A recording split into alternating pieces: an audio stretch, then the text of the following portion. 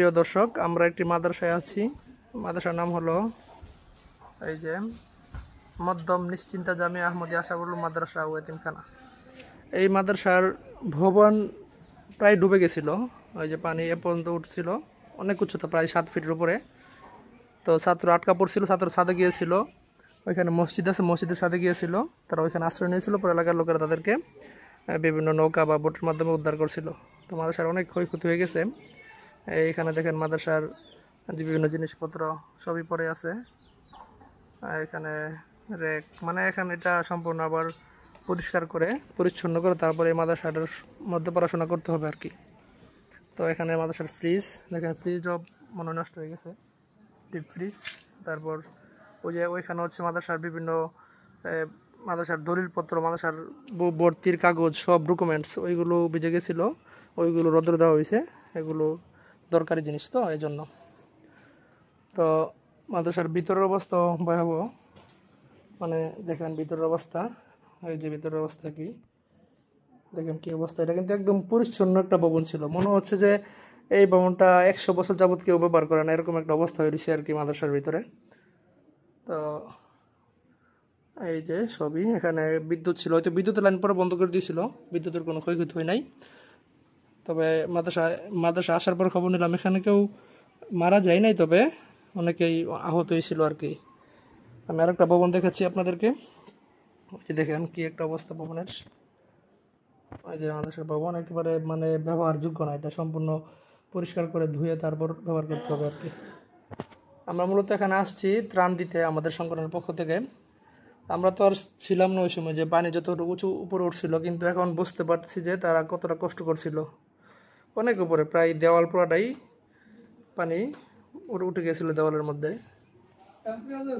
এখানে দেখলে বোঝা যায়।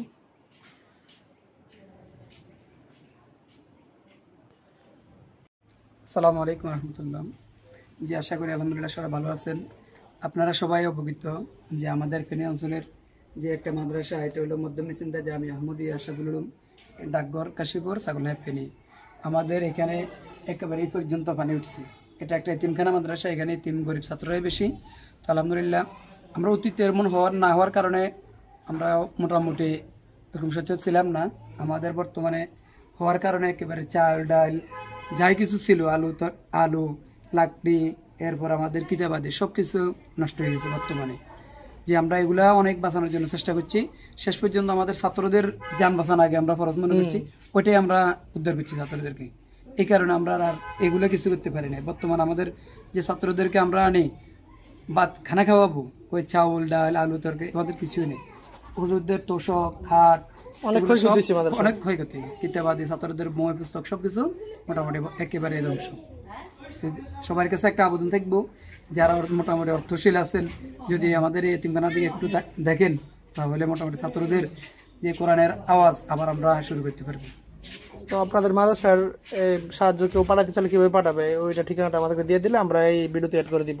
জি, আমাদের ব্যাংক অ্যাকাউন্ট এবং মাদ্রাসার যে নাম্বার আছে ওগুলো অবশ্যই অফিস রুমে একটা ব্যানার আছে, এখান থেকেও নিতে পারেন। আচ্ছা, আপনি কি বের করে দেন, আমি সরাসরি ভিডিওর মধ্যে দেখাচ্ছি। এই মাদ্রাসায় অনেক ক্ষয়ক্ষতি হয়েছে, মাদ্রাসায় মানে কোনো কিছু ব্যবহার করার মতো নাই আর কি, সবই একবার নষ্ট হয়ে গেছে।